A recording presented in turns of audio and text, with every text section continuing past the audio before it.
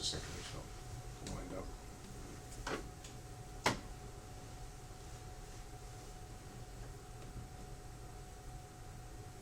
So, Almost. Okay. okay, today is Tuesday, July the 20th, the year 2010. I am Detective Gail, G-A-I-L, Regan, R-E-G-A-N. My badge number is 4127. I am here at 40 College Street, Police Headquarters on the 3rd floor, Detective Service Interview Room. I would ask that each of you in this room identify yourself for the record and acknowledge that you understand this statement is being audio and videotaped and that you consent to this tape being made. So, sir, can you please identify yourself? Okay, my name is Wei Xian Wu, coming from Mississauga. Okay, thank you. And to my right is, Detective Constable Peter Ward, badge 2073, Toronto Police Service Fraud Squad, and I'm aware that this is being recorded and consent to participate. as you're aware, Mr. Wu, we are investigating an allegation of fraud involving Mr. Wei Tang. As part of our investigation into the offense, we would like to interview you on video and audio tape. It is my obligation to advise you of certain information before we commence this statement. I must inform you that you may be a witness at a trial concerning the events that you describe in this statement. Do you understand that? Yes, I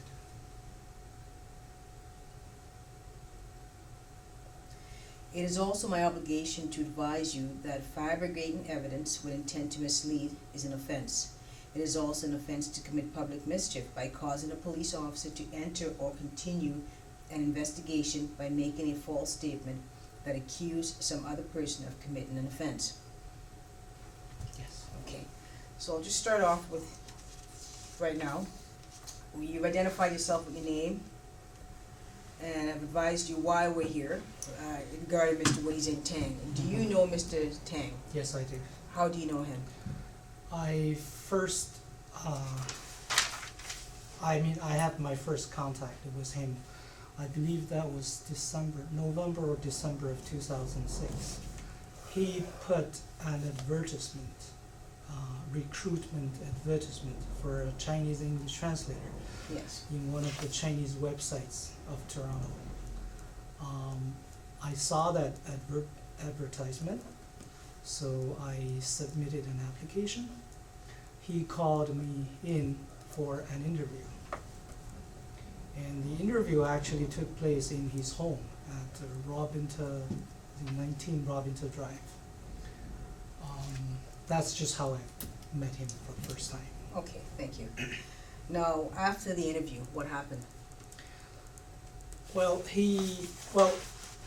when I went to the interview, I was expecting an office type of job. But when I actually met him, he told me that he hadn't got an office yet. He was primarily operating his business in his home, and he didn't need an interpreter or translator to, work side by side with him. He was expecting to have a translator to translate his book, which he showed me during the interview.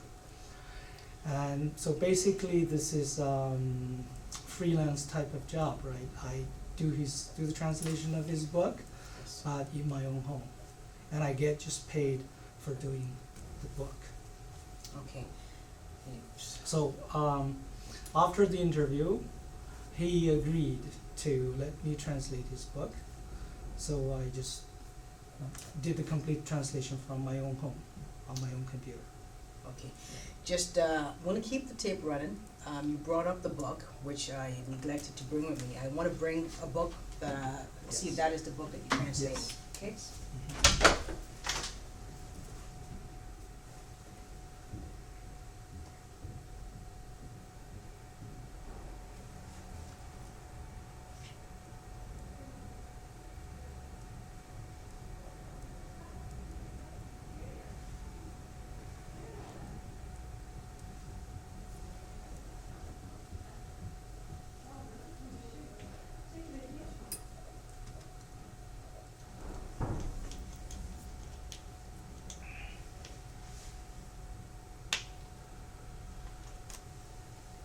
Do you know how to spell that street name?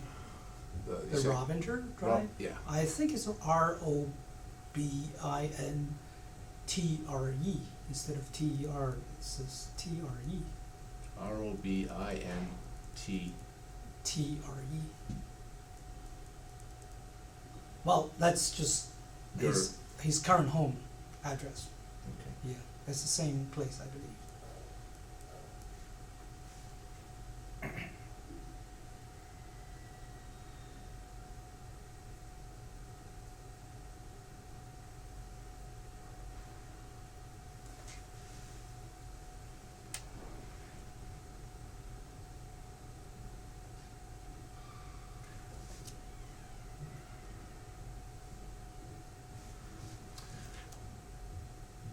What language was the book in?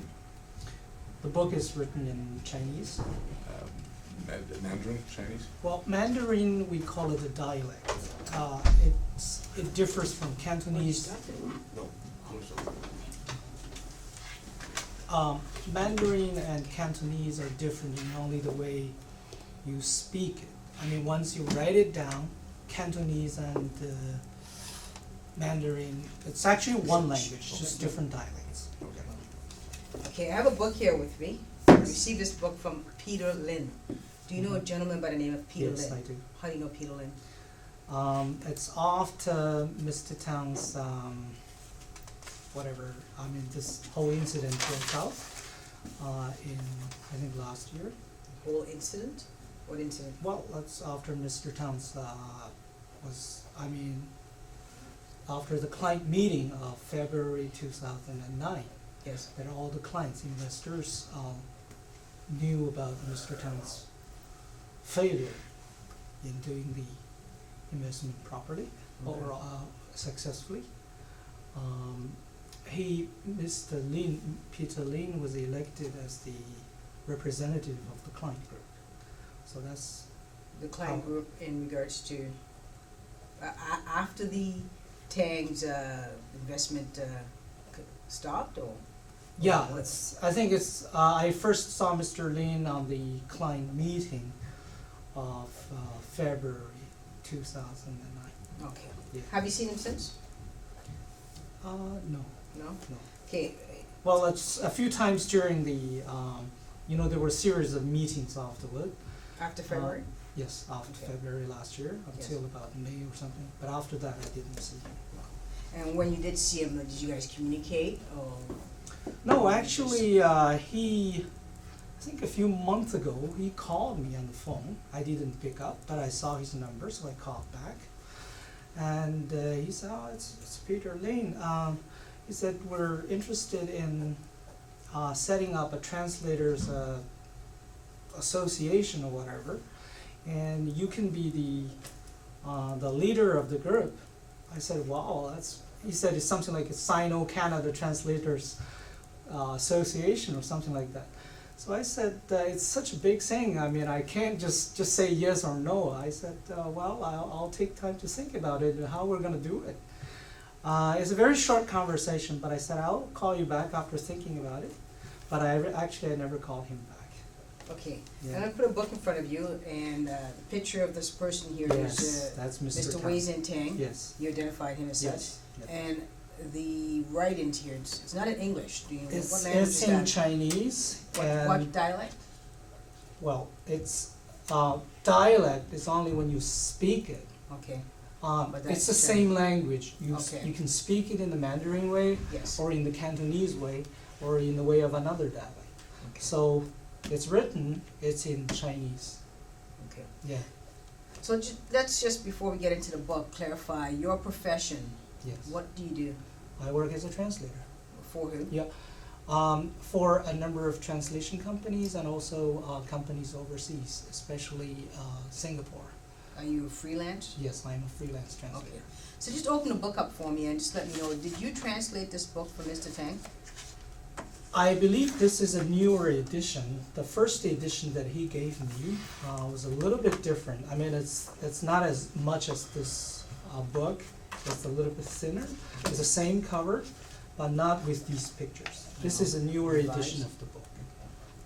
which I actually translated later on. I mean, that's not the first copy that he gave me that I translated. When did you translate his previous book? The first book was translated between January of 2007, and I think I delivered the last chapter to him in August to September of that year.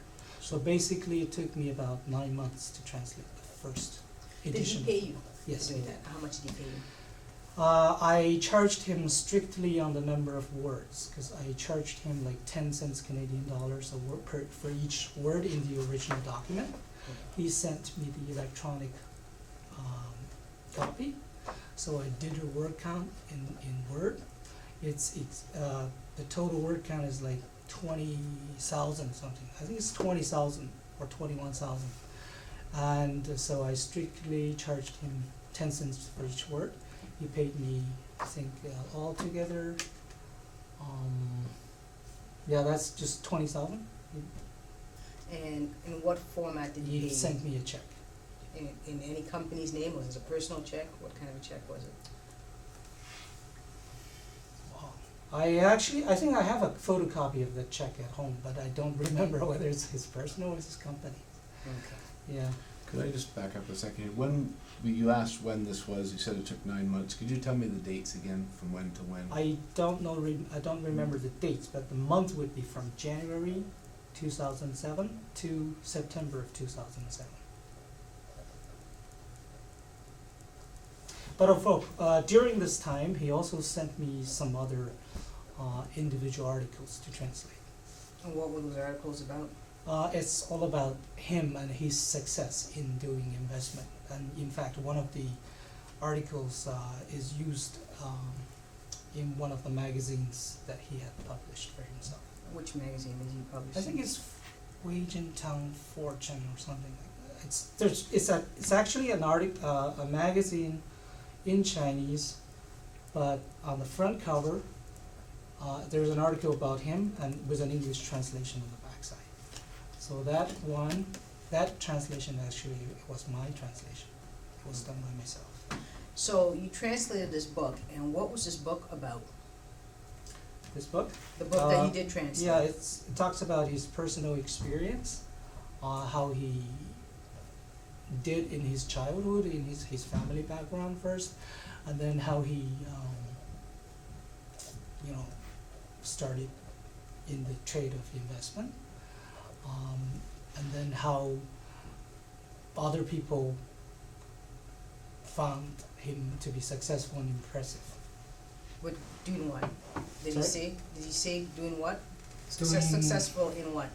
I think actually, his book is not a chronological description of his own story. I mean, it started from his family background, like his childhood and his family in China, how he passed the university examinations in China, how he became a teacher in China, how he came to Canada. And other chapters just were pretty isolated. I mean, one chapter doesn't really have much to do with the next chapter. So when you talk about his book that you translated, was it an autobiography of him? Is that what the book's about? Sort of, but not a strict autobiography. Like one of the chapters, it's a long chapter that he talks about these the story of these gurus, investment gurus. Actually, a lot of content is, I don't know where he copied it from. Anyway, he got the story from other books or from the internet or from anywhere. But this is a long chapter that talks about all these investment gurus, and it has nothing to do with him. He just says that he admires them, how these people have, performed, or how these people have done their trade. He admires them. He tries to learn from them. Okay. So are you familiar with this book? I know you didn't translate this one. What is this book about then? It's the same book, but just more chapters added. It's the same book that I translated, but with some more chapters added. Okay, so you're talking about his autobiography. He's talking about Yeah, the himself. the first few chapters are still there. He's talking about himself and other people, but in here we have numbers and things like that. Is this book about financial? No, it's not really about financial theories. No? Yeah, I wouldn't be able to translate, profound financial theories. It's all about himself, actually. How, What are these things? What's that about? Those numbers?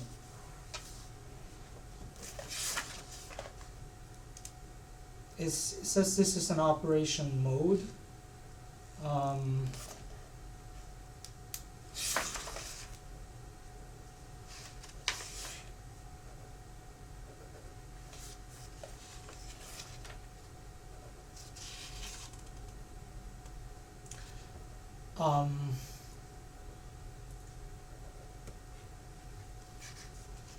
I mean, it's very hard for me to say what this is about, but this is getting to the dealer's position of acting as a market dealer, to be in a position that he could control the movement of, the direction of the market movement. Okay. Yeah. So in the book that you translated, the autobiography, did he speak about, write about, I should say, being a financial advisor or being a person that is trained in trading, stock market, anything like that? He didn't clearly talk about that, but one of the chapters, he was giving advice to new immigrants to Canada, particularly Chinese new immigrants to Canada. He was saying that investment should be, this type of job shouldn't be handled by oneself if you don't have the professional experience and expertise. It should be, they should entrust a professional person like himself to do it. So what did you believe his business was about? I believe his business was about doing financial trading, foreign currency, or futures, or indexes. Now these terms actually I learned, during the translation, but I didn't really know much about it. But the impression that he gave me was that he's an expert in doing this kind of trading to make profit, Okay. or stock trading, that kind of thing. Did you ever go to his office on Adeline Avenue? Yes, Did? To do what? to do translation. I worked there for 2.5 months. Did he pay you for that? Yes, Did you ever invest with him? yes, I did. In what company? In this overseas Chinese fund. And how much did you invest? I invested 100,000. Is that your initial investment? Yes. Did you invest any further? No. Is the initial investment not 150,000 now? Well, I knew about that. I didn't have enough fund to open an account of my own. So me and another friend together, each of us, we put our funds together. So each put in 100,000. So we opened an account with him for 200,000. Okay, so what's the friend's name? Do you have a copy? You keep yes, looking I at. You have do. a copy of Yeah, that? I do.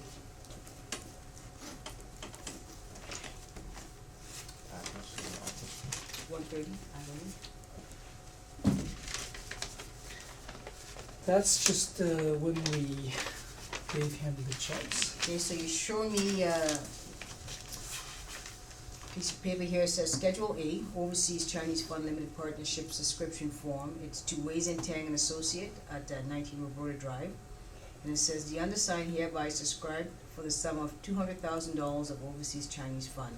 It's dated the 5th day of September 2008. It has your name, Mr. Wu, and Gung Hong. Jiao, Jiao. she's a friend of mine. So both of you put $100,000 in, you said, which equals $200,000 into this investment. Yes. Did you get anything on your return? No, except the online statement, gross on the online statement. You saw online statements saying you had how Yeah. much money? Right. Do you know? think about $20,000. I don't remember the last figure, but anyway, it's just until the last day of that display, you know, I just daily we saw the growth of, because this is the account that they opened first. That's the login number. Who gave you that number? That's one of his employees. Do you know who it was? I think it's Iris. It's a girl receptionist at the front desk. She gave me this little note. She says this is your account information. That's a temporary password, which I changed later. So with these, I could log into the account to see my daily gross. So who had access, who do you believe had access to your account To my account? that you were looking at on a daily basis? Well, I think it's Mr. Town. I mean, I Okay, don't you know. had access, anyone else? Sorry? You had access to the account. Did anyone else have access to the account? Did Oh, the other partner? to see the gross? Yes. Yeah, she could. She 'Cause did? She has her money in there. Anyone else that you know that had access to it? My own account? Yeah. It's just me and her. I guess my wife, and I don't remember whether she knows how to log in or not, but anyway. So who was inputting the information to show your gross? His company, it must be from his company, because, But do you know specifically who did no, that? I don't. That I don't. And at what point did it show how much money you had? You started off with $200,000 invested. Then the next time you looked at it, what did it show you? Just showing, like, every, there's a date, right? And then there's an increased amount, the percentage, whatever. So overall, how much did it indicate that you? Well, I guess if I was just looking at my own portion, because I only contributed 100,000, I think it's just grew up to like 12,000, 120,000 something. Did you ever try to take any money out? No, not at all. Not a single Is there a cent. reason why? I just didn't know that I should. I mean, I thought it's a long-term investment. I was happy to see the growth, and I didn't know that it ended in nothing. What format did you give him the $200,000? I gave him a bank draft. In fact, these are the 3 bank drafts that we gave him. Can you show me? This one is mine. The other 2 are from her. So I have in front of me here a copy. Says the Toronto Dominion Bank, and it's addressed to Overseas Chinese Fund in the amount of $75,000. The other is a BMO, Bank of Montreal, dated September 4th, 2008, again to Overseas Chinese Fund in the amount of $100,000. And then last, Scotiabank. These are all bank drafts? Yeah. Okay. In the amount of $25,000 dated September 4th, 2008. So altogether it's $200,000. Okay. And who did you hand the checks over to? We give it to Mr. Tan. Directly to him? At which address? His office in Adelaide Street, 130. East or west? Adelaide. I think it's east. Yeah, it's near University Avenue. University. Near University Avenue. It's on this side, so it should be west. Do you know Sharon Gu? SHAORENGOU? Sharon Gu? Yes. Never heard of that person? No. He's known by another name, Zhao. Zhao. ZHAO, I believe it is. No, if you give me more information, I try to think of. I mean, I've never heard of this Sharon Gu. No. Okay.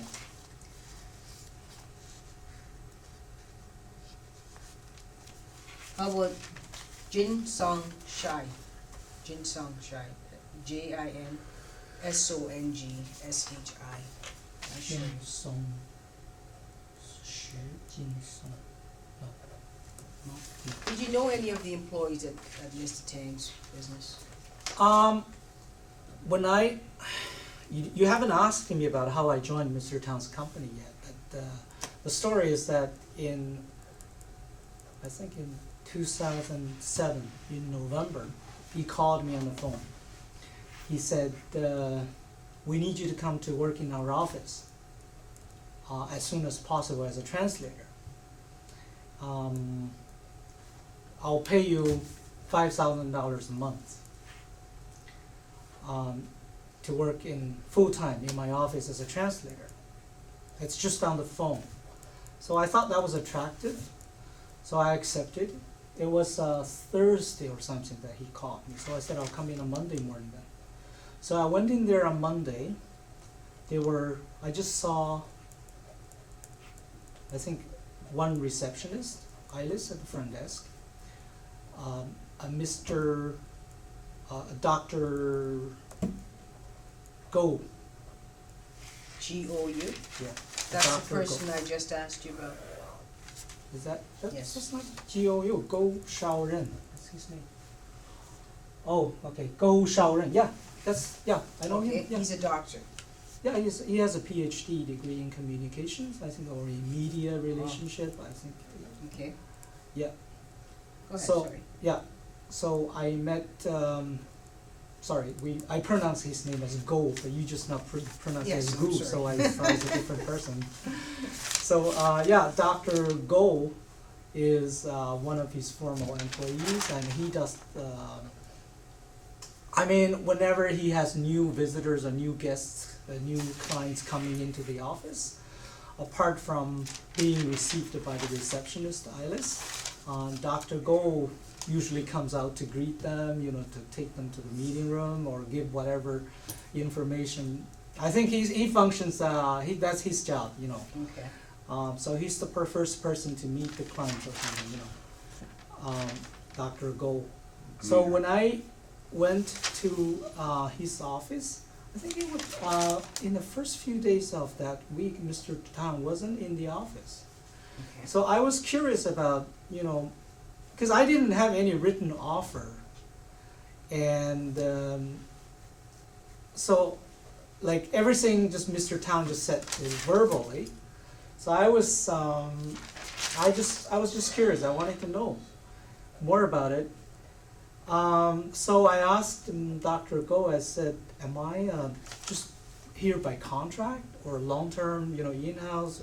I don't know, Mhm. So Dr. Go said, I'll ask Mr. Tang, when I get a chance. Because nobody, approached me anymore. They just tell me, you do this, please translate this into Chinese, that into English. So I think it's in the second or third week, Dr. Go came back and he said he had asked Mr. Tang about my role there. He said, Mr. Tang said, you can choose either to work as a contractor or as an in-house translator. But the difference is that if you work as a contractor, you take all the $5,000 salary. If you work as a full-time employee here, we will have to, take from the 5,000 to pay whatever, like CPP, EI. So you don't get that much in salary. So you get to choose. I said, okay. Well, in that case, I just chose to work as a contractor. So what did he pay you? He paid me $5,000 a month In what format? in the format of a check From what company? from Wage and Town Financial Corporation, if Is I that remember correct? correctly. Yeah. Vision Tang. Financial Corporation, I think. You're certain about that? How many months did you work for him when I he paid you worked, $5,000? I worked for him the full month of, I think 1 week in November Of what year? 2008, the full month of December 2008, and the full month of January 2009, half a month of February until the 15th of February of 2009. Then he told me that he doesn't need me to work in the office anymore. Did he say why? He said, well, that was after his live demonstration. He did a live demonstration to clients, and clients were not happy to see the result. I didn't know how serious that was to him, but he told me that he couldn't. Well, actually, before that, they had the Chinese Wealth Summit. Okay. But after the Wealth Summit, he didn't really have much for translation in the office. So I was sitting in the office having nothing to do a lot of times. So I could actually see that he didn't need me anymore. But after the Wealth Summit. Yeah. Where was the Wealth Summit held? It was held in Toronto Convention Center. I think it's 17th of January. That's the Wealth Summit. Yeah. Wealth. 17th of January, what year? 2009. And who put that on? Sorry, what do you mean? Who held that? Mr. Wealth Town. Summit? Mr. Town held that. And I guess he just called it that. Mhm. I don't know how he had the idea, but later on I learned that he called me to do the translations because he wanted to organize this Wealth Summit, and he wanted to have his book translated and printed before that. Okay. So that's why he needed me to come into his office full time to work on his translation. And just to follow up, you started working in the office December 2008. No, actually it was 24th of November 2008. So 1 week in, I think, if I remember correctly, it was 24th of November. You mentioned November 2007. What was that about? November 2000, he called me. He said he wanted to come to his office to work. And then a year later you... No, not a year. Just 2 days later. Okay, you told him 2008. Oh, I'm sorry. Did I make a mistake? 2007, January to September, I translated his book in home. January to December 2007? January to September 2007, I translated his book from home. Okay. Then, from that time until November 2008, I translated some other articles which he sent me. So during that time you were translating? I was still doing translations from home. Okay. I didn't have any face-to-face contact with him, actually. Everything was just on the internet. He sent me this, he said, please translate. And then I charged him. He paid me, I still use the same rate, 10 cents per word to charge him. So like after a few jobs, I sent him an invoice, and he would send back a check to pay me. And he always paid you? Yes.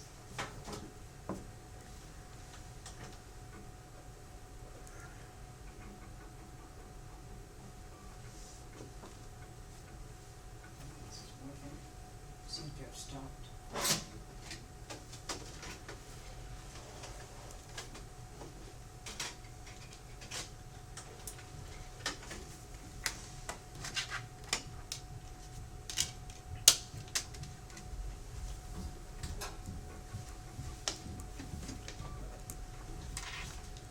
Sorry, just using a backup DVD, just making sure it's working.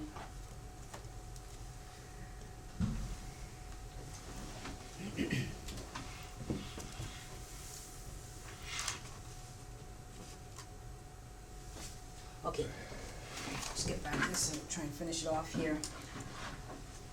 All right, so then in what month, and I think you said it, I may have to ask you again, not sure if Detective Ward has it here, that you worked for him at the Adeline address where he paid you $5,000 a month. Yes. What months were those?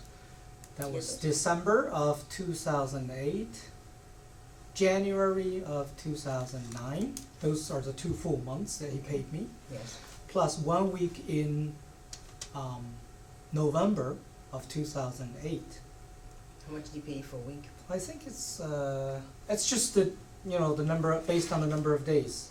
I think it's like 1,000 or something. Anyway, it's just based on the number of days that I worked for him in the office for that month. And then for the half month of February of 2009, he paid me a check of $2,500. He told me to cash it only when he tells me that he has funding there. However, even today, I still have the check because I know, I mean, even if I bang it in, I wouldn't be able to get anything. So Okay. I still have that check with me. So basically, that means I wasn't paid at all for the month of February. Okay. Yeah. So, the Dr. Gao, where do you believe he is right now? Do you know him? I really have no idea where he is. Have you? When's the last time you saw him? It's just last time in the company, after I left the company, I never knew what happened to him or whether he resigned or how he left the company. I have no idea. I don't believe I have any further questions. I don't know if the partner here has any.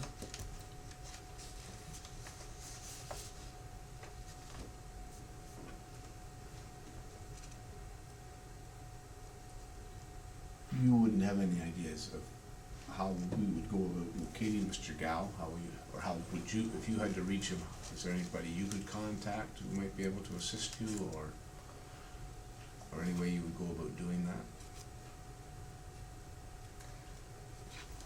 I really have no idea because I never thought I would need to contact him again, after leaving the company.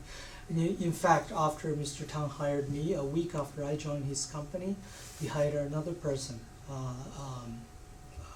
person by the name of Sheriff Khan. I think he's a writer. He's a native speaker of English. He's a writer. His job was to edit what I translate for him because I did the first round translation from Chinese into English, and his job was to polish, to improve the English translation.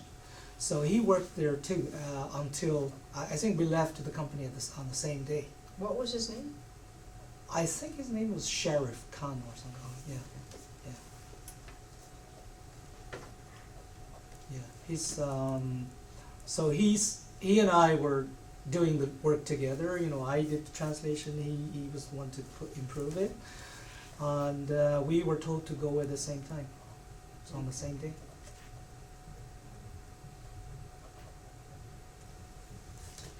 I don't know whether because I had a couple of phone calls with him after leaving the company. He said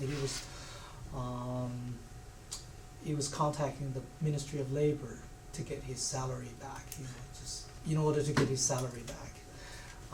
Do you have his phone number? I think but I don't have it with me here. But if you, Okay, we'll have to get that Mr. from you. Khan. Yes, we'll get that from you okay, another time. yeah. So I don't know whether he eventually got it or not, but he was trying to get his salary back through the Ministry of Labor. Okay. Yeah. But that was even before Mr. Tang was formally charged, So it was a chaotic period, nobody knew what was happening. Any questions? No. Okay, just to end this off, is there anything that we need to know in order to understand your statement, physical, mental, use of alcohol or drugs? I'm sorry? Did you use any alcohol or drugs today? Before coming here? Yeah. No. Is there any problems with your physical and mental abilities? The No. statement you gave us does not go... Not that I know of. No. All right, thank you. You're welcome. And it is now 10:54, and we will stop the audio and videotape.